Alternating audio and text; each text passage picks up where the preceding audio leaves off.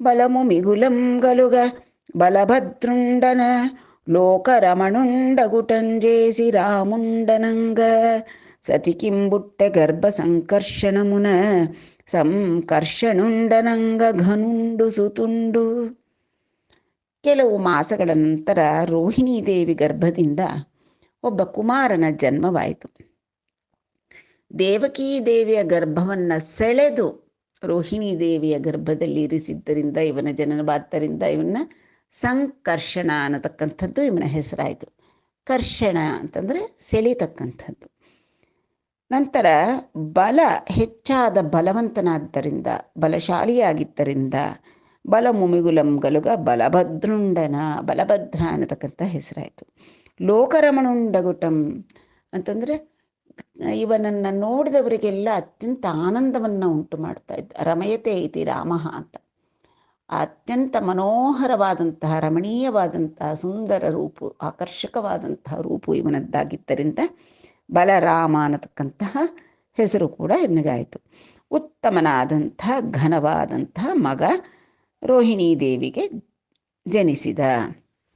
ತದನಂತರಂಬು ಆನಕದುಂದುಭಿ ಮನಮುನ ಶ್ರೀನಾತುಂಡಂಶಭಾಗಶಿಷ್ಟತಂ ಔರಂಗನ್ ಭಾನುರುಚಿನ ತಂಡು ವೆಲಿಂಗೆನು ಗಾನಂಗಂ ಬಟ್ಟಯ್ಯೇ ಭೂತಗಣಮುಲ ಕುನೃಪ. ಆನಕದುಂದುಭಿ, ಆನಕದುಂದುಭಿ ಅಂದರೆ ಆ ವಸುದೇವ, ಅವನ ಜನನ ಕಾಲದಲ್ಲಿ ದೇವದುಂದುಭಿಗಳು ಮೊಳಗಿದ್ವಂತೆ, ಅದರಿಂದ ಆನಕದುಂದುಭಿ ಅಂತ ಅವನಿಗೆ ಹೆಸರು. ಆ ಆನಕದುಂದುಭಿಯ ಮನಸ್ಸಿನೊಳಕ್ಕೆ ಶ್ರೀನಾಥುಂಡು, ಶ್ರೀನಾಥ ಅಂದರೆ ಶ್ರೀದೇವಿಯ ಲಕ್ಷ್ಮೀದೇವಿಯ ಭರ್ತನಾದಂತಹ ಮಹಾವಿಷ್ಣು ಅಂಶಭಾಗಶಿಷ್ಟತಂ ಔರಂಗನ್, ಅಂಶಭಾಗನಾಗಿ ವಿಷ್ಣುದೇವನ ಅಂಶಭಾಗ ಆ ವಸುದೇವನ ಮನಸ್ಸಿನೊಳಕ್ಕೆ ಪ್ರವೇಶಿಸಿತು. ಆ ಪ್ರವೇಶವಾದ ತಕ್ಷಣವೇ ಭಾನುರುಚಿನ ತಂಡು ವೆಲಿಂಗೆನು, ಆತ ಆ ವಸುದೇವ ಸೂರ್ಯಕಾಂತಿಯಿಂದ ಮೆರೀತಾ ಇದ್ದ.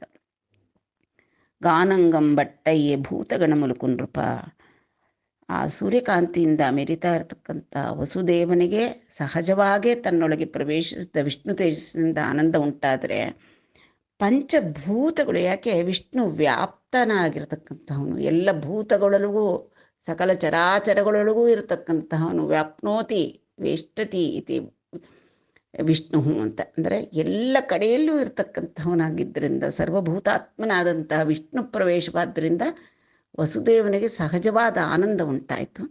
ಆ ಸಚ್ಚಿದಾನಂದ ಸ್ವರೂಪನಾದಂತಹ ವಿಷ್ಣುವಿನ ಅಂಶ ಭೂಲೋಕದೊಳಗೆ ಪ್ರವೇಶವಾದ ತಕ್ಷಣ, ಆನಕದುಂದುಭಿಯ ಮನಸ್ಸನ್ನು ಪ್ರವೇಶಿಸಿದ ತಕ್ಷಣ ಪಂಚಭೂತಗಳಿಗೆ, ಎಲ್ಲ ಜೀವಾದಿಗಳಿಗೂ ಪ್ರತಿಯೊಂದಕ್ಕೂ ಕೂಡ ಅತ್ಯಂತವಾದ ಆನಂದ ಉಂಟಾಯಿತು. ಸಹಜವಾದಂಥ ಸಚ್ಚಿದಾನಂದ ಸ್ವರೂಪನಿಂದ ಉಂಟಾಗತಕ್ಕಂಥ ಸಹಜವಾದ ಆನಂದ ಪ್ರಾಪ್ತವಾಯಿತು. ಆ ವಸುದೇವಂಡಂತಂ ದನಯಂ ದಖಿಲಾತ್ಮಕಮಾತ್ಮಭೂತಮಂ ಪಾವನರೇಖಯುನ್ ಭುವನ ಭದ್ರಮುನೈ ಬೆಲಂಗೊಂದು ಚುನ್ನ ಲಕ್ಷ್ಮೀ ವಿಭುತೇಜ ಮಚ್ಚು ಪಡಂಜೇರ್ಚಿನಂ ದಾಲ್ಚಿ ನವೀನ ಕಾಂತಿತೋ ದೇವಕಿ ಒಪ್ಪೆಂ ಪೂರ್ವಯಗು ದಿಕ್ಸತಿ ಚಂದ್ರನಿಂದಾಲ್ಚು ಕೈಬಡಿನ್. ಆ ವಸುದೇವ ತನ್ನಲ್ಲಿ ಪ್ರವೇಶಿಸಿದಂಥ ವಿಷ್ಣು ತೇಜ, ಆ ವಿಷ್ಣು ತೇಜ ಎಂತಹದ್ದಪ್ಪ ಅಂದರೆ ಅಖಿಲಾತ್ಮಕವಾದದ್ದು. ವಿಷ್ಣುರ್ವಷಟ್ಕಾರೋ ಭೂತ ಭವ್ಯ ಭವತ್ಪ್ರಭು ಭೂತಕೃತ್ ಭೂತಭೃದ್ಭಾವೋ ಭೂತಾತ್ಮ, ಭೂತಭಾವನಃ, ಭೂತಾತ್ಮನಾದಂತಹ ಅಖಿಲ ಭೂತಾತ್ಮನಾದಂತಹ ಆ ವಿಷ್ಣು ತೇಜಸ್ಸು ಪಾವನವಾಗಿತ್ತು. ಮತ್ತು ಅದು ಹೇಗಪ್ಪ ಇತ್ತು ಅಂದರೆ ಭುವನ ಭದ್ರಮುನೈ ವೆಲಂಗೊಂದು ಚುನ್ನ, ಈ ಲೋಕಗಳಿಗೆಲ್ಲವೂ ಕೂಡ ಭದ್ರ ಮಂಗಳವನ್ನು ಪಾವಿತ್ರ್ಯತೆಯನ್ನು ಉಂಟು ಮಾಡತಕ್ಕಂಥದ್ದು ಆ ವಿಷ್ಣು ತೇಜಸ್ಸು. ಎಲ್ಲದರ ಆತ್ಮವಾಗಿರ್ತಕ್ಕಂಥದ್ದು, ಎಲ್ಲಕ್ಕೂ ಕೂಡ ಮಂಗಳವನ್ನು ಕ್ಷೇಮವನ್ನು ತಂದು ಕೊಡ್ತಕ್ಕಂತಹ ಲಕ್ಷ್ಮೀ ವಿಭು ತೇಜಂ, ಆ ಲಕ್ಷ್ಮೀಪತಿಯಾದಂಥ ವಿಷ್ಣುದೇವನ ತೇಜಸ್ಸು ಅದು. ಅಂತಹ ತೇಜಸ್ಸನ್ನು ವಸುದೇವ ತನ್ನ ಮನದೊಳಕ್ಕೆ ಧರಿಸಿದ್ದ. ಅಂತಹ ತೇಜಸ್ಸನ್ನು ಅಚ್ಚುಪಡಂ ಜೇರ್ಚಿನಂ ದಾಲ್ಚಿ, ಅಚ್ಚು ಒಳಗೆ, ಅಂದರೆ ಅಚ್ಚು ಅಂದರೆ ಈಗ ನಮಗೆ ಯಾವ ಆಕಾರ ಬೇಕೋ ಆ ರೀತಿಯಾದಂಥ ಒಂದು ಅಚ್ಚಿರುತ್ತೆ, ಅದರೊಳಗೆ ಸಕ್ಕರೆ ಪಾಕ ಹಾಕ್ತೀವಿ.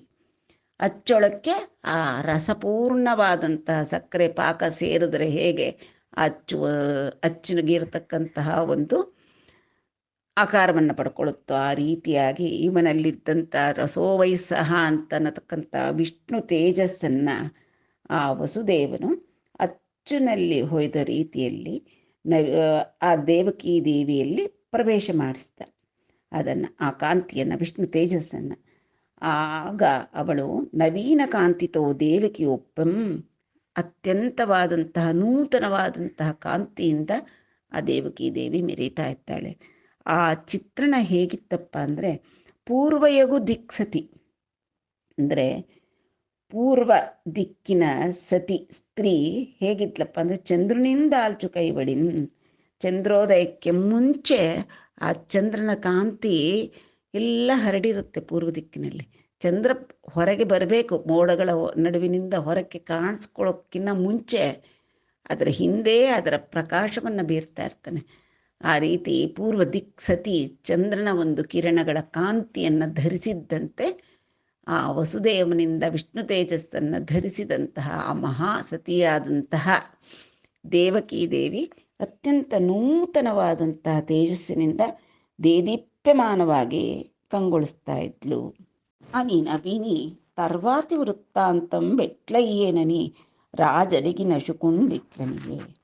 ಆ ಪರೀಕ್ಷಿತ್ ಮಹಾರಾಜ ಶುಕ ಮಹರ್ಷಿಗಳ ಒಂದು ಅಮೃತ ವಾಕ್ಕುಗಳಿಂದ ಭಾಗವತ ಸಾರವನ್ನು, ಶ್ರವಣಾನಂದವಾಗಿರತಕ್ಕಂತಹ ಭಾಗವತವನ್ನು ತನ್ನ ಕಿವಿಗಳಿಂದ ಪಾನ ಮಾಡ್ತಾ ಇದ್ದಾನೆ.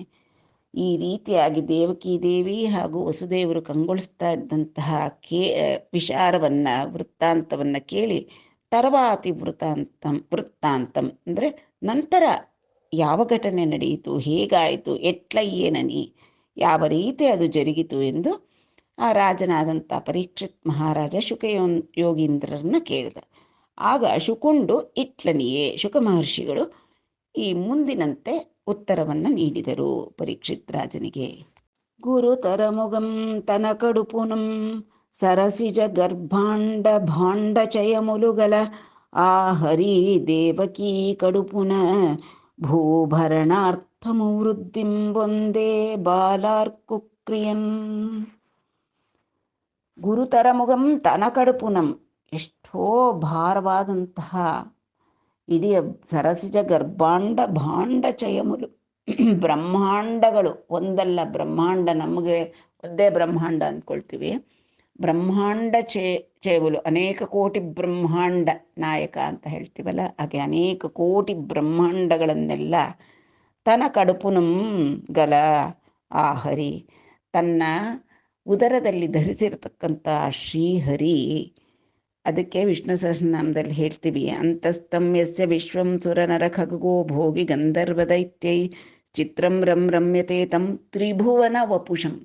ಈ ತ್ರಿಭುವನಗಳು ಕೂಡ ಅವನ ಶರೀರ.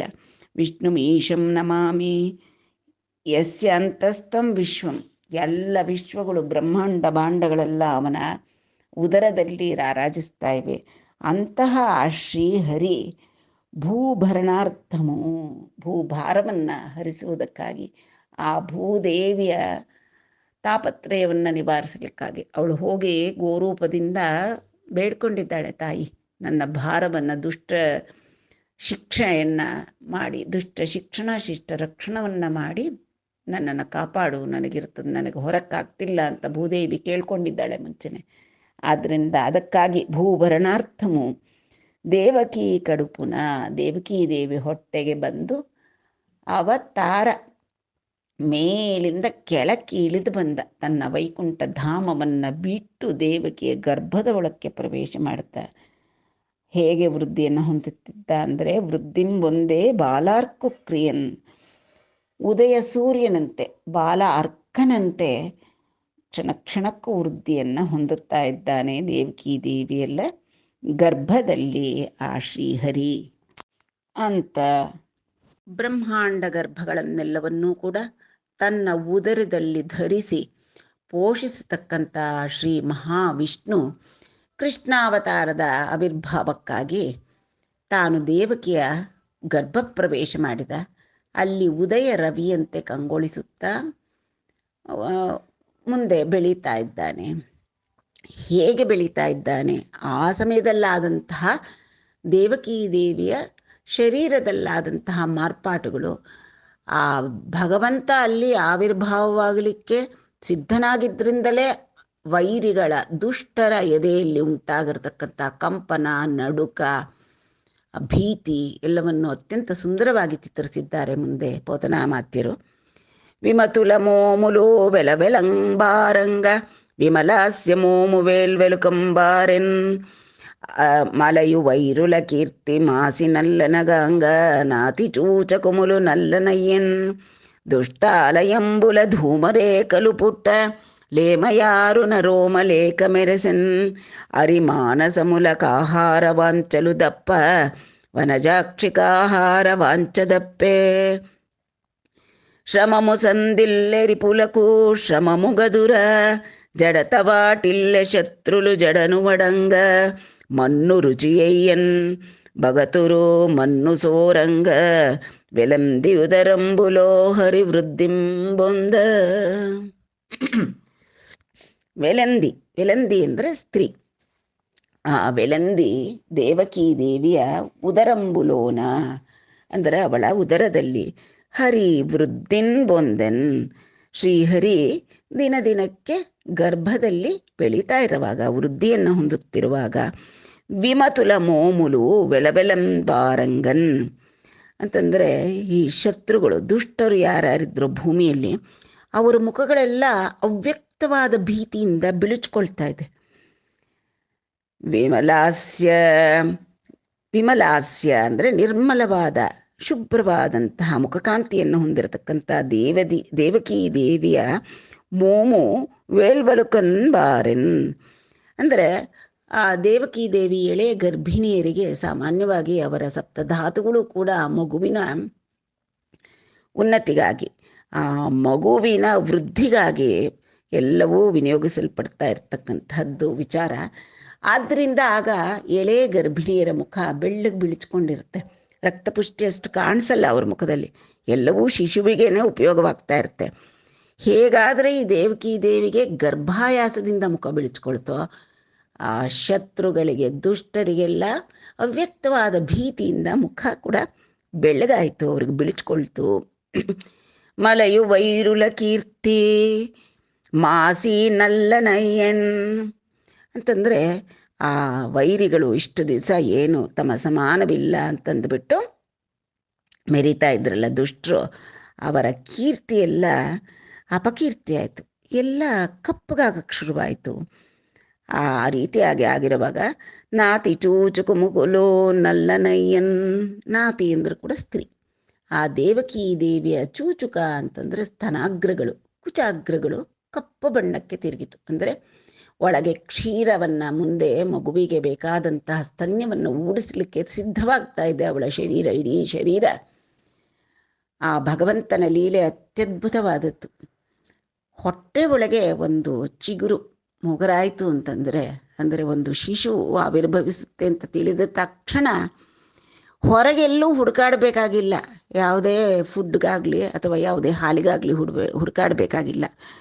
ಆ ಜೀವವನ್ನು ಇರಿಸಿದಂಥ ಭಗವಂತನೇ ಅದೇ ಶರೀರದೊಳಗೆ ಮುಂದೆ ಅದಕ್ಕೆ ಬೇಕಾಗಿರ್ತಕ್ಕಂಥ ಸ್ತನ್ಯವನ್ನು ಸಿದ್ಧಪಡಿಸಲಿಕ್ಕೆ ಇಡೀ ಶರೀರವನ್ನೇ ಸಜ್ಜುಗೊಳಿಸ್ತಾನೆ.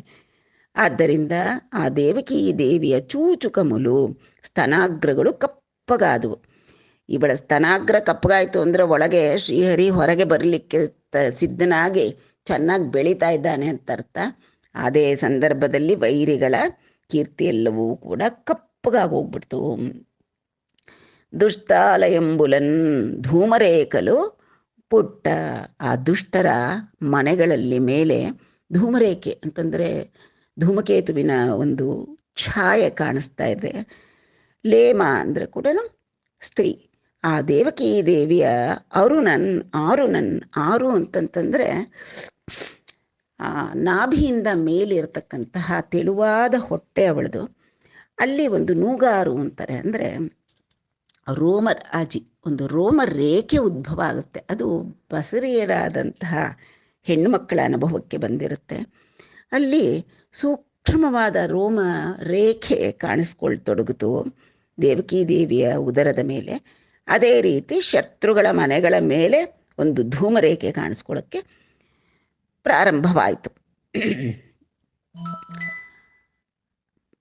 ರೋಮಲೇಖ ಮೆರೆಸೆನ್ ಅಂದರೆ ಪ್ರಕಾಶಿಸಿತು.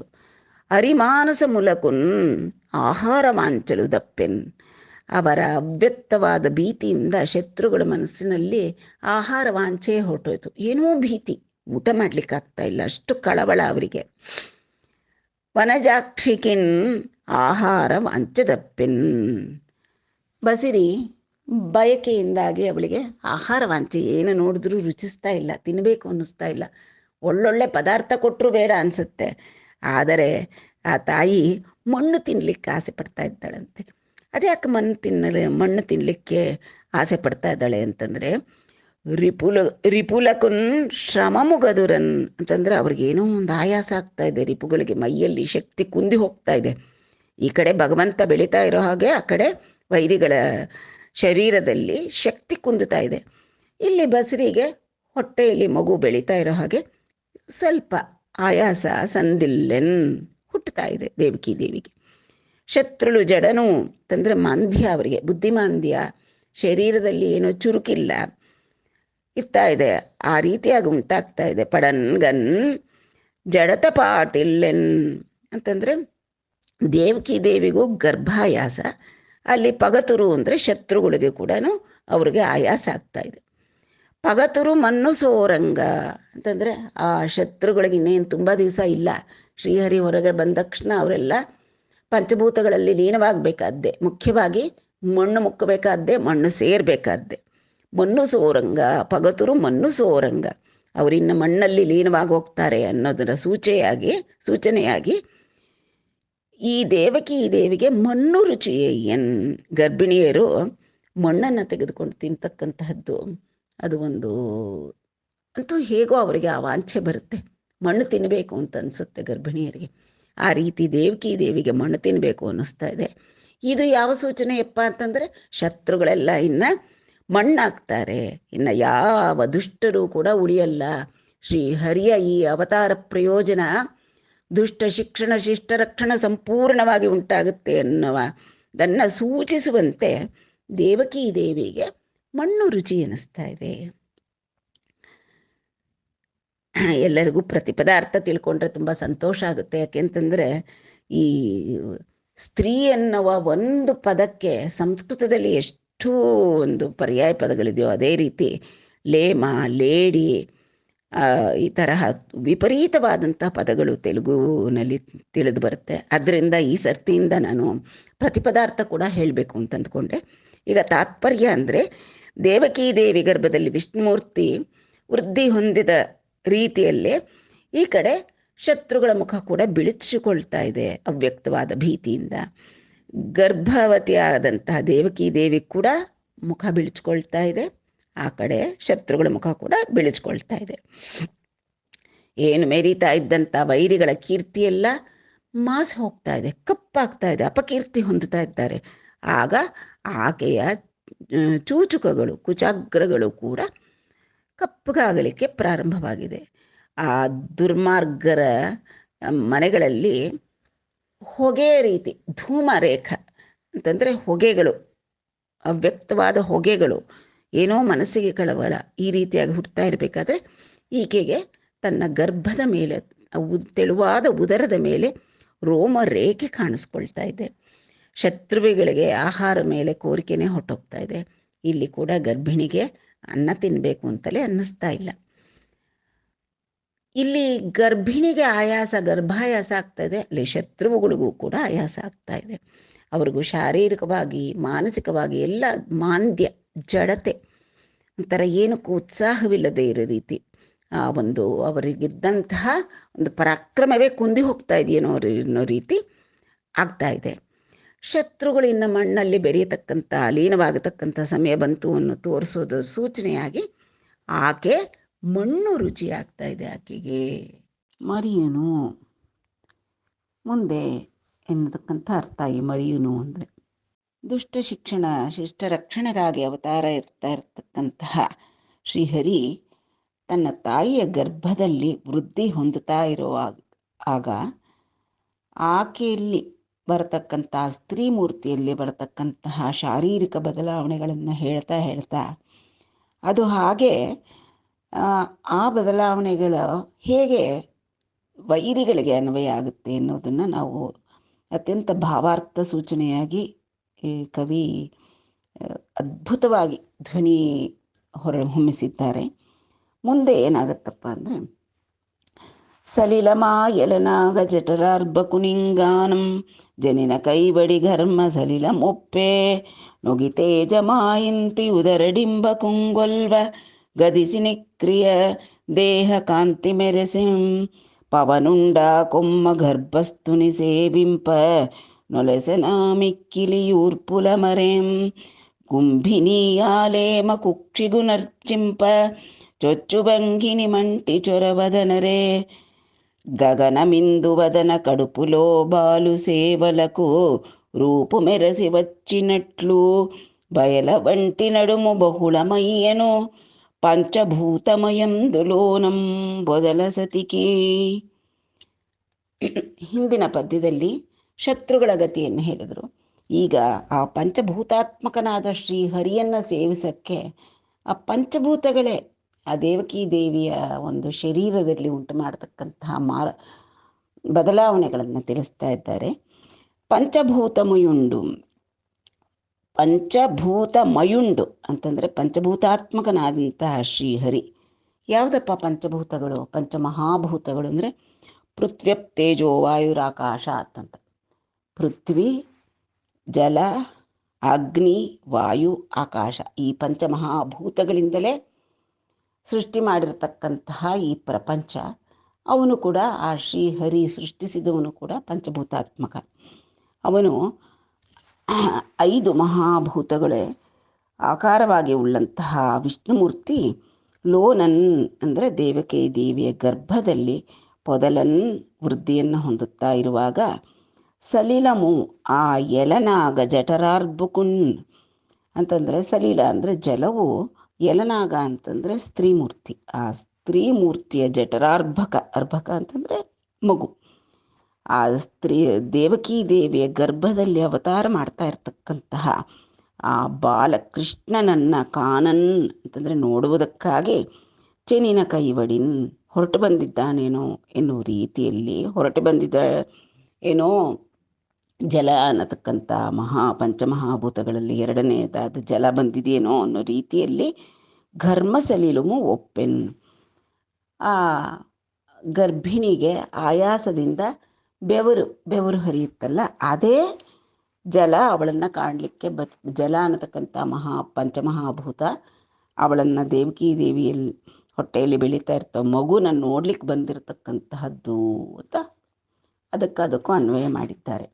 ಬೆವರ ನೀರನ್ನ ಒಗಿನ್ ಕ್ರಮವಾಗಿ ತೇಜಮು ಅಂದರೆ ಅಗ್ನಿ ಆ ಇಂತಿ ಊದರಡಿಂಬಕುನ್ ಕೊಲ್ವನ್. ಆ ಇಂತಿ ಅಂತಂದ್ರೆ ಕೂಡ ಸ್ತ್ರೀ. ಆ ದೇವಕಿ ದೇವಿಯ ಉದರದಲ್ಲಿರತಕ್ಕಂಥ ಡಿಂಬಕ ಬಾಲನನ್ನು ಸೇವಿಸಬೇಕು ಅನ್ನೋದಕ್ಕೋಗಿ ಆ ಕಾರಣದಿಂದ ಕದಿಸಿನ ಕ್ರಿಯನ್ ಅದಕ್ಕಾಗಿ ಸಮೀಪಿಸಿದ್ದಾನೇನೋ ಎನ್ನುವ ರೀತಿಯಲ್ಲಿ ದೇಹ ಕಾಂತಿ ಮೆರೆಸಿನ್. ಆ ಅಗ್ನಿ ಅಂದ್ರೇ ತೇಜಸ್ಸು. ಈಕೆ ದೇಹ ಕಾಂತಿ ಫಳ ಫಳ ಫಳ ಅಂತ ಕಾಂತಿಗಳನ್ನು ಚಿಮ್ಮಿಸ್ತಾ ಇದೆ. ಅಂದರೆ ಅಗ್ನಿ ಬಂದಿದ್ದಾನೆ, ಸಮೀಪಿಸಿದ್ದಾನೆ ಆ ಬಾಲನನ್ನು ಸೇವಿಸೋದಕ್ಕೆ ಅನ್ನೋ ರೀತಿಯಲ್ಲಿ ಅದು ತೋರ್ತಾ ಇದೆ. ಪವನುಂಡು ವಾಯುದೇವ ಆ ಕೊಮ್ಮ ಗರ್ಭಸ್ಥುನಿನ್, ಕೊಮ್ಮ ಅಂದರೂ ಕೂಡ ಸ್ತ್ರೀಮೂರ್ತಿ. ಆ ದೇವಕಿ ದೇವಿಯ ಗರ್ಭಸ್ಥನಾದಂಥ ಶ್ರೀ ಮಹಾವಿಷ್ಣುವನ್ನು ಸೇವಿಸುವುದಕ್ಕಾಗಿ ಒಲೆಸೆನ್ ನಾನು ಪ್ರವೇಶಿಸಿದ್ದಾನೇನೋ ಆ ವಾಯುದೇವ ಅನ್ನೋ ರೀತಿಯಲ್ಲಿ ಮಿಕ್ಕಿಲಿ ಊರ್ಪುಲು ಅಮೆರನ್. ಗರ್ಭಿಣಿಯರು ಒಂದೊಂದ್ಸತಿ ಆಯಾಸ ಪರಿಹಾರಕ್ಕಾಗಿ ಅಂತ ನಿಟ್ಟುಸಿರು ಬಿಡ್ತಾರೆ. ಅವಳ ನಿಟ್ಟುಸಿರು ಯಾವ ರೀತಿ ತೋರ್ತಾ ಇತ್ತು ಅಂದರೆ ಆ ವಾಯುದೇವ ಆ ಗರ್ಭಸ್ಥ ಶಿಶುವನ್ನು ಸೇವಿಸಲಿಕ್ಕಾಗಿ ಬಂದಿದ್ದಾನೆ ಎನ್ನುವ ರೀತಿಯಲ್ಲಿ ಒಪ್ಪುತ್ತಾ ಇತ್ತು ಅದು. ಕುಂಭಿನಿ ಭೂಮಿಯು ಆ ಲೇಮ ಕುಕ್ಷಿಗುನ್, ಲೇಮ ಅಂದರೂ ಕೂಡ ಸ್ತ್ರೀ, ಆ ದೇವಕಿ ದೇವಿಯ ಕುಕ್ಷಿಗುನ್ ಅಂತಂದರೆ ಹೊಟ್ಟೆಯಲ್ಲಿ ಇರತಕ್ಕಂತಹ ಆ ಭಗವಂತನನ್ನು ಅರ್ಚಿಂಪನ್ ಪೂಜಿಸುವುದಕ್ಕಾಗಿ ಚೊಚ್ಚು ಭಂಗಿನಿ ಅಲ್ಲಿ ಬಂದಿದ್ದಾನೇನೋ ಅನ್ನುವ ರೀತಿಯಲ್ಲಿ ಮಂಟಿ ಚೊರವ ತನರನ್, ಆಕೆಗೆ ಮಣ್ಣು ತಿನ್ನಬೇಕು ಅನ್ನತಕ್ಕಂತಹ ಒಂದು ಬಯಕೆ ಹೆಚ್ಚಾಗ್ತಾ ಇದೆ ಆ ಬಸರಿಗೆ. ಅದು ಏನು ತೋರಿಸ್ತಾ ಇದೆ? ಆ ಕುಂಭಿನಿ ಮಣ್ಣು ಪೃಥ್ವಿ ಭೂತಕ್ಕೂ ಕೂಡ ಹೊಟ್ಟೆ ಒಳಗೆ ಹೋಗಿ ಆ ಭಗವಂತನ ಸೇವಿಸಬೇಕು ಅನ್ನತಕ್ಕಂಥ ಅಪೇಕ್ಷೆ ಆಗ್ತಾ ಇದೆ. ಆದ್ದರಿಂದ ದೇವಕಿ ದೇವಿ ಮಣ್ಣನ್ನು ತಿಂತಾ ಇದ್ದಾಳೆ ಅಂತ. ಗಗನಮು ಆಕಾಶವು ಇಂದು ವದನ ಕಡುಪುಲೋ ಬಾಲು ಸೇವಲಕು. ಇಂದುವದನ ಅಂದರೆ ಚಂದ್ರಬಿಂಬದಂತೆ ಮುಖಾರವಿಂದವನ್ನು ಹೊಂದಿರತಕ್ಕಂಥ ದೇವಕಿ ದೇವಿಯ ಗರ್ಭಸ್ಥನಾದ ಶಿಶುವನ್ನು ಸೇವೆ ಮಾಡಬೇಕು ಅನ್ನುವ ಒಂದು ಉದ್ದೇಶದಿಂದ ರೂಪು ಮೆರೆಸಿ ಆಕಾರವನ್ನು ತಳೆದು ಒಚ್ಚಿನಟ್ಲು ಬಂದಿದ್ದಾನೇನೋ. ಆಕಾಶ ಅನ್ನತಕ್ಕಂಥ ಪಂಚಮಹಾಭೂತಗಳಲ್ಲಿ ಒಂದಾದ ಇದು ತಾನ ಏನು ಆಕಾರ ಹೊಂದಿದ್ದಾನೆ ಅಂದರೆ ಬಯಲು ಒಂಟಿ ನಡುಮು ಸತಿಕಿನ್ ಬಹುಳ ಮಾಯೆ. ಮುಂಚೆ ಇದ್ದಂತಹ ದೇವಕಿ ದೇವಿಯ ಸೊಂಟ ಈಗ ಆಕಾಶದಂತೆ ಬಹುಳ ಮಾಯೆ ಅಧಿಕವಾಯಿತು. ಗರ್ಭಿಣಿಯರಿಗೆ ಸೊಂಟ ಪ್ರದೇಶ, ಉದರ ಪ್ರದೇಶ ಎಲ್ಲ ವಿಸ್ತಾರಗೊಳ್ಳತಕ್ಕಂಥದ್ದು ಮಗುವಿನ ಬೆಳವಣಿಗೆಗೆ ಅನುಗುಣವಾಗಿ ಅದು ಲೋಕಪ್ರಸಿದ್ಧಿಯಾದ ವಿಷಯ. ಆಕಾಶ ತತ್ವವೇ ಅಲ್ಲಿ ಬಂದು ರೂಪ ತಳೆದಿದೆಯೇನೋ ಅನ್ನೋ ರೀತಿಯಲ್ಲಿ ಆಕೆಯ ಉದರ ಭಾಗ, ಸೊಂಟದ ಭಾಗ ಎಲ್ಲ ವಿಸ್ತಾರವಾಗ್ತಾ ಹೋಗ್ತಾ ಇದೆ ಅಂತ. ಆ ಪಂಚಭೂತಗಳನ್ನು ಸೇವೆಗೆ ಬಂದಿರತಕ್ಕಂತಹವು ಅನ್ನೋ ರೀತಿಯಲ್ಲಿ ಗರ್ಭಿಣಿಯ ಒಂದು ಶಾರೀರಿಕ ಬದಲಾವಣೆಗೆ ಹೋಲಿಸಿದ್ದಾರೆ.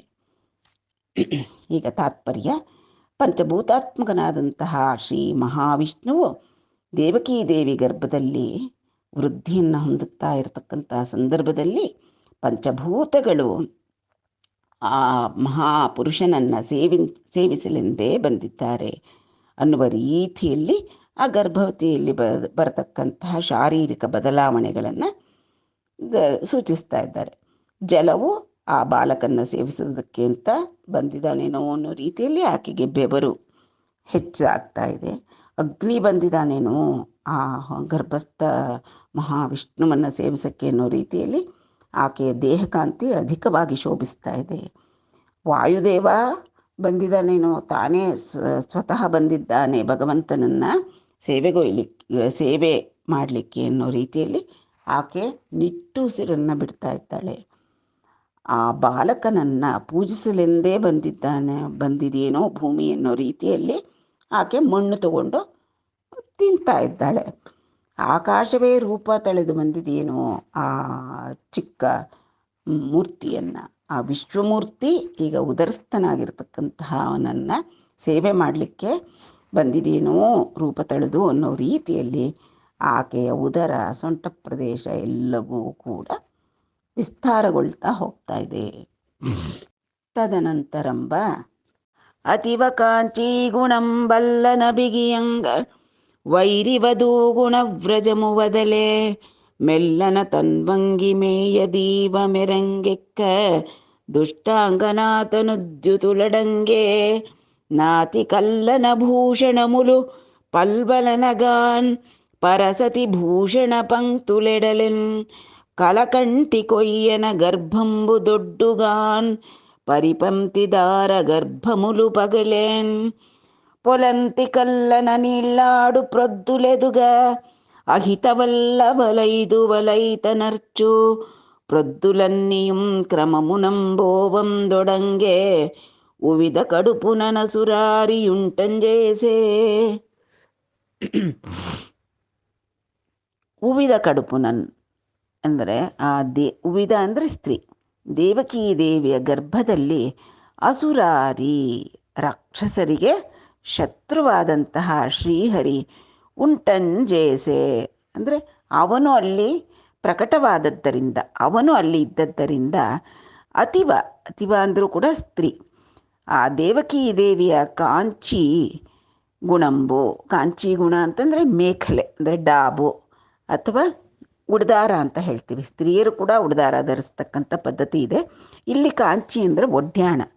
ಅವಾಗ ಆ ಒಡ್ಯಾಣದ ಗುಣ ಅಂತಂದರೆ ಆ ಒಂದು ಸರ. ಗುಣ ಅಂದರೆ ಒಂದು ನೂಲು ಅಂತ ಅರ್ಥ ಆಗುತ್ತೆ, ಒಂದು ದಾರ ಅಂತ ಅರ್ಥ ಆಗುತ್ತೆ. ಆ ಕಾಂಚಿ ಗುಣ ಅಂತಂದರೆ ಆ ಒಡ್ಯಾಣವು ಅಲ್ಲನನ್ ಅಂದರೆ ಮೆಲ್ಲ ಮೆಲ್ಲಗೆ ಆಗಿ, ಅಂದರೆ ದಿನ ಕಳೆದ ಹಾಗೆ ದಿನ ದಿನಕ್ಕೆ ಬಿಗಿಯನ್ಗನ್ ಅಂದರೆ ಬಿಗಿ ಆಗ್ತಾ ಬಂತು. ಆ ಉದರದಲ್ಲಿರತಕ್ಕಂಥ ಶಿಶು ಪ್ರವೃದ್ಧಮಾನಕ್ಕೆ ಅಂದರೆ ವೃದ್ಧಿಯನ್ನು ಹೊಂದುತ್ತಾ ಹೊಂದುತ್ತಾ ಅವಳ ಈ ಆಭರಣ ಬಿಗಿಯಾಗ್ತಾ ಹೋಯಿತು. ಅದೇ ರೀತಿ ವೈರಿವಧೂ ಗುಣ ಅಂತಂದರೆ ಆ ಶತ್ರುಗಳ ಭಾರ್ಯೆಯರ ಗುಣ ಅಂದರೆ ಇಲ್ಲಿ ಮಂಗಳಸೂತ್ರಗಳು. ಮಂಗಳಸೂತ್ರಗಳ ವ್ರಜಮು ಅಂತ ಹೇಳ್ತಾರೆ. ಸಮೂಹ ಅಂದರೆ ಒಬ್ಬರಿಬ್ಬರನ್ನ ಅಣಚಕ್ಕೋಸ್ಕರ ಬಂದಿಲ್ಲ ಶ್ರೀಹರಿ, ಅವತಾರ ಎತ್ತುತ್ತಾ ಇಲ್ಲ. ಈ ಭೂಮಂಡಲವನ್ನೆಲ್ಲ ಆಕ್ರಮಿಸಿ ದುರಾಚಾರ ಮಾಡ್ತಾ ಇರ್ತಕ್ಕಂಥ ದುಷ್ಟರನ್ನೆಲ್ಲ ಸದೆಬಡಿಯೋಕ್ಕೋಸ್ಕರ ಅವನ ಅವತಾರ ಆಗ್ತಾ ಇರ್ತಕ್ಕಂಥದ್ದು. ಆದ್ದರಿಂದ ಆ ಅಸುರರ ಹೆಂಡತಿಯರ ಮಂಗಳ ಸೂತ್ರಗಳೆಲ್ಲವೂ ಕೂಡ ಸಡಿಲವಾಗ್ತಾ ಇದೆ. ಒಂದೊಂದೇ ಗಂಟು ಬಿಚ್ಕೊಳ್ತಾ ಇದೆ. ಅಂದರೆ ಅವರಿಗೆ, ಆ ಅಸುರರಿಗೆ ಕೊನೆ ಹತ್ತಿರ ಬರ್ತಾ ಇದೆ. ಮೆಲ್ಲನನ್ ಅಂದರೆ ಕ್ರಮವಾಗಿ ತನ್ವಂಗಿ ಅಂದರೆ ಸುಕೋಮಲವಾದ ಶರೀರವನ್ನು ಹೊಂದಿರತಕ್ಕಂಥ ದೇವಕಿ ದೇವಿಯ ಮೇಯ್ ತೀವ ಮೆರೆಂಗು ಎಕ್ಕೆನ್. ತೀವ ಅಂದರೆ ತೀಗ ಅಂತಂದರೆ ಆ ಲತೆ, ತನುಲತೆ, ದೇವಕಿ ದೇವಿಯ ತನುಲತೆ. ಮೆರಂಗು ಕೆಕ್ಕನ್ ಅಂದರೆ ಅವಳ ಕಾಂತಿ ಅಧಿಕವಾಗ್ತಾ ಇದೆ. ಈ ಕಡೆ ದೇವಕಿ ದೇವಿ ಕಾಂತಿ ಅಧಿಕವಾಗ್ತಾ ಇದ್ದರೆ ದುಷ್ಟಾಂಗನ ತನುಜ್ಜುತುಲು, ಆ ದುಷ್ಟರ ದುರ್ಮಾರ್ಗರ ಅಂಗನ ಅಂದರೆ ಅವರ ಭಾರ್ಯೆಯರ ದೇಹಕಾಂತಿಗಳು ಅಡಂಗೆನ್ ಅಣಿಗೆ ಹೋಗ್ತಾ ಇದೆ. ಕಪ್ಪು ಛಾಯೆ ಆಕ್ರಮಿಸ್ಕೊಳ್ತಾ ಇದೆ ಅವ್ರನ್ನೆಲ್ಲನೂ ಕೂಡ. ನಾತಿಕಿನ್ ಅಲ್ಲನ ಭೂಷಣ ಮುಲು ಪಲ್ವಲನ. ನಾತಿಕಿನ್ ಅಂದರೆ ಆ ದೇವಕಿ ದೇವಿಗೆ ಕೈಯಲ್ಲಿರತಕ್ಕಂಥ ಉಂಗುರ ಆಗಿರ್ಬೋದು, ಕಂಕಣಗಳಾಗಿರ್ಬೋದು, ಉಂಗುರ, ಕಾಲುಂಗುರ, ಬಳೆಗಳು, ಇವೆಲ್ಲ ಮೆಲ್ಲವಾಗಿ ಭೂಷಣಗಳು ಅಂದರೆ ಆ ಒಡವೆಗಳೆಲ್ಲನೂ ಕೂಡ ಪಲ್ವಲನ ಅಂತಂದರೆ ಆಗ್ತಾ ಇದ್ದರೆ ಪರಸತಿ ಭೂಷಣ ಪಂಕ್ತುಲು, ಆ ಶತ್ರುಗಳ ಹೆಂಡತಿಯರ ಆಭರಣಗಳ ಸಮೂಹಗಳು ಎಡಲೆನ್ ಅಂದರೆ ಅವು ಸಡಿಲು ಹೋಗ್ತಾ ಇದೆ. ಮುತ್ತೈದೆಯರು ಅನ್ನತಕ್ಕಂತಹ ಒಂದು ಸೂಚಕವಾದಂಥ ಮಾಂಗಲ್ಯ, ಕಾಲುಂಗ್ರ, ಬಳೆ ಇವೆಲ್ಲ ದೇವಕಿ ದೇವಿಗೆ ಮಗು ಬೆಳೆದಾಗೆಲ್ಲ ಬಿಗಿ ಆಗ್ತಾ ಇದೆ, ಅವ್ರಿಗೆಲ್ಲ ಸಡಿಲವಾಗಿ ಹೋಗ್ತಾ ಇದೆ. ಕಲಕಂಠಿಕಿನ್ ಮಂಜುಳವಾದ ಧ್ವನಿ ಇರತಕ್ಕಂತಹ ಆ ದೇವಕಿ ದೇವಿಗೆ ಒಯ್ಯನನ್ ಅಂದರೆ ಮೆಲ್ಲಗೆ ಗರ್ಭಂಬು ದೊಡ್ಡುಗಾನ್ ಅಂತಂದರೆ ದೊಡ್ಡ ಅನ್ನತಕ್ಕಂಥ ಪದ ನೋಡಿ ಕನ್ನಡದಲ್ಲಿ ಕೂಡ ಬಳಸ್ತೀವಿ. ಹಿರಿದಾದಾಗ ದೊಡ್ಡುಗಾನ್ ಅಂದರೆ ಅವಳ ಗರ್ಭ ಮೆಲ್ಲಗೆ ಅವಳ ಉದರದಲ್ಲಿ ವೃದ್ಧಿ ಹೊಂದುತ್ತಾ ದೊಡ್ಡದಾಗ್ತಾ ಪರಿಪಂಥಿಗಳು ಅಂತಂದರೆ ಶತ್ರುಗಳು, ಅವರ ದಾರ ಗರ್ಭಮುಲು ಪಗಿಲೆನ್, ಆ ಶತ್ರುಗಳ ಹೆಂಡತಿಯರ ಗರ್ಭಸ್ರಾವವಾಗಿ ಹೋಗ್ತಾ ಇದೆ. ಆ ಶ್ರೀಹರಿ ಉದ್ಭವ ಆಗ್ತಾ ಇದ್ದಾನೆ, ಅವತಾರ ಎತ್ತುತ್ತಾ ಇದ್ದಾನೆ ಅನ್ನತಕ್ಕಂತಹ ಆ ಒಂದು ಸೂಚನೆಗೇನೆ ಆ ಪರಿಪಂಥಿಗಳ ಹೆಂಡತಿಯರ ಗರ್ಭಗಳು ಸ್ರಾವವಾಗ್ತಾ ಇದೆ. ಅವರಿಗೆಲ್ಲ ಗರ್ಭಶೋಕ ಬಂದು ಅಡರ್ಕೊಳ್ತಾ ಇದೆ. ಪೊಲಂತಿ ಅಂದರೂ ಕೂಡ ಸ್ತ್ರೀ. ಆ ದೇವಕಿ ದೇವಿಗೆ ಅಲ್ಲನನ್ ನೀಳ್ಳಾಡನ್ ಪ್ರೊದ್ದುಲು ಎದುಗನ್. ಅಲ್ಲನಂದರೆ ಮೆಲ್ಲಗೆ ಅವಳಿಗೆ ನೀಳ್ಳಾಡನ್ ಅಂತಂದರೆ ಪ್ರಸವದ ದಿನ ಹತ್ತಿರ ಬರ್ತಾ ಇದೆ. ಪ್ರೊದ್ದು ಅಂದರೆ ದಿನಗಳು ಹತ್ತಿರ ಆಗ್ತಾ ಇದ್ದ ಹಾಗೇನೆ ಅಹಿತವಲ್ಲಭಲು, ಆ ಶತ್ರುಗಳ ಹೆಂಡತಿಯರ ಐದುವಲು ಐತನರ್ಚು ರೋಜುಲು ಅನ್ನಿ ಕ್ರಮಮುನ್ಬೋವನ್ ಅಂದರೆ ಆ ಶತ್ರುಗಳ ಹೆಂಡತಿಯರ ಐದುವುಗಳು ಅಂದರೆ ಮುತ್ತೈದೆಯರ ಆಭರಣಗಳು, ಕಾಲುಂಗ್ರ, ಬಳೆ, ಹಣೆಯ ಕುಂಕುಮ, ಮಾಂಗಲ್ಯ ಮತ್ತು ಒಡ್ಯಾಣಗಳು ಇವೆಲ್ಲನೂ ಕೂಡ ನಾಶ ಆಗೋ ತರಹ ಕಾಣಿಸ್ತಾ ಇದೆ ಅವರಿಗೆ. ಶತ್ರುಗಳ ಭಾರ್ಯಗಳ ಮುತ್ತೈದೆಲ್ಲ ಇರ್ತಕ್ಕಂಥ ಅವರು ಇನ್ನು ದೀರ್ಘಕಾಲ ಮುತ್ತೈದೆಯರಾಗಿರೋದಕ್ಕೆ ಸಾಧ್ಯವಿಲ್ಲ. ಇವನಿಗೆ ಈ ದೇವಿಗೆ ಪ್ರಸವದ ದಿನಗಳು ಹತ್ತಿರ ಬರ್ತಾ ಆ ಶತ್ರುಗಳ ಅವಸಾನದ ದಿನಗಳು ಕೂಡ ಸಮೀಪಿಸ್ತಾ ಇದೆ ಅಂತ ಈ ರೀತಿಯಾಗಿ ಆ, ಪೋತನಾಮಾತ್ಯರು ಗರ್ಭಿಣಿ ಸ್ತ್ರೀಯ ಒಂದು ಹೊಟ್ಟೆಯಲ್ಲಿ ಮಗು ಪ್ರವೃದ್ಧಿಮಾನಕ್ಕೆ ಬರ್ತಾ ಇದ್ದ ಹಾಗೆಲ್ಲ ಆ ಕಡೆ ಅವನ ಹರಿಗಳು ಅಂದರೆ ವಿಷ್ಣುವಿಗೆ ಹರಿಗಳು ಅಂತಂದರೆ ರಾಕ್ಷಸರೇ, ಆ ರಾಕ್ಷಸರಿಗೆ ಹೇಗೆ ಅವನತಿಯ ಕಡೆಗೆ ಹೊರಡ್ತಾ ಇದ್ದಾರೆ ಅನ್ನತಕ್ಕಂಥದ್ದನ್ನು ಅತ್ಯಂತ ಸುಂದರವಾಗಿ ತೋರಿಸ್ಕೊಟ್ಟಿದ್ದಾರೆ. ಇವ್ವಿಧಂಬುನ ಅಂದರೆ ಈ ವಿಧವಾಗಿ ಈ ರೀತಿಯಾಗಿ ಇರಬೇಕಾದ್ರೆ ಮುಂದೆ ಏನಾಯಿತು ನೋಡೋಣ. ಆ ದೇವಕಿ ದೇವಿಯ ಗರ್ಭದಲ್ಲಿ ಭಗವಂತ ಇಡೀ ಬ್ರಹ್ಮಾಂಡವನ್ನೇ ತನ್ನ ಉದರದಲ್ಲಿ ಧರಿಸ್ತಕ್ಕಂಥ ವಿಷ್ಣುಮೂರ್ತಿ ಬೆಳೀತಾ ಇದ್ದಾನೆ. ಆ ದೇವಕಿ ದೇವಿ ಧರಿಸಿರ್ತಕ್ಕಂಥದ್ದು ಇಂತಹ ದೀಪ್ತ ಗರ್ಭ, ಉತ್ತಮೋತ್ತಮವಾದಂತಹ ಭಗವಂತನಿಗೆ ಆಧಾರಳಾಗಿದ್ದಾಳೆ, ಅವಳ ಗರ್ಭದಲ್ಲಿದ್ದಾನೆ. ಆದರೆ ಅವಳಿರ್ತಕ್ಕಂತಹ ಸ್ಥಿತಿಯೋ ಅಣ್ಣನಾದ ಕಂಸನ ಒಂದು ಆಳ್ವಿಕೆಯಲ್ಲಿ ಅವಳನ್ನು ಆ ಕಂಸ ಸೆರೆಮನೆಯಲ್ಲಿಟ್ಟಿದ್ದಾನೆ. ಆದ್ದರಿಂದ ಆಗ ಅವಳ ಪರಿಸ್ಥಿತಿ ಹೇಗಿದೆ ಅನ್ನತಕ್ಕಂಥದ್ದನ್ನು ಈ ರೀತಿಯಾಗಿ ವರ್ಣಿಸ್ತಾರೆ ಪೋತನಾಮಾತ್ಯರು. ಜ್ಞಾನ ಕಲುನಿಲೋನಿ ಶಾರದಯುನು ಬೋಲೆ ಘಟಮುಲೋನಿ ದೀಪಕಳಿಕ ಬೋಲೆ ಭ್ರಾತ ಇಂಟನಾಂಕ ಬಡಿಯುಂಡೆ ದೇವಕಿ ಕಾಂತ ವಿಶ್ವಗರ್ಭ ಗರ್ಭಯಗುಚೂ. ದೇವಕಿ ಕಾಂತ ಅಂದರೆ ಆ ದೇವಕಿ ದೇವಿಯು ವಿಶ್ವಗರ್ಭ ಅಂತಂದರೆ ಬ್ರಹ್ಮಾಂಡವನ್ನೇ ತನ್ನ ಗರ್ಭದಲ್ಲಿ ಉದರದಲ್ಲಿ ಧರಿಸಿರತಕ್ಕಂಥ ಶ್ರೀ ವಿಷ್ಣುವನ್ನು ಗರ್ಭಗುಚುನ್, ಆ ಮಹಾವಿಷ್ಣುವನ್ನೇ ತನ್ನ ಗರ್ಭದಲ್ಲಿ ಧರಿಸಿದ್ದಾಳೆ. ಆದರೂ ಕೂಡ ಜ್ಞಾನ ಖಲು ನಿಲೋನಿ, ವಿದ್ಯಾವಂತ, ಅತಿ ವಿದ್ಯಾವಂತ, ಜ್ಞಾನವಂತ ಆದರೆ ದುರ್ಮಾರ್ಗ, ಅವನಲ್ಲಿ ಇರತಕ್ಕಂತಹ ಶಾರದೆಯನು ಪೋಲಿನ್ ಅಂದರೆ ಅವನಲ್ಲಿ ಇರತಕ್ಕಂಥ ಸರಸ್ವತೀ ದೇವಿಯಂತೆ.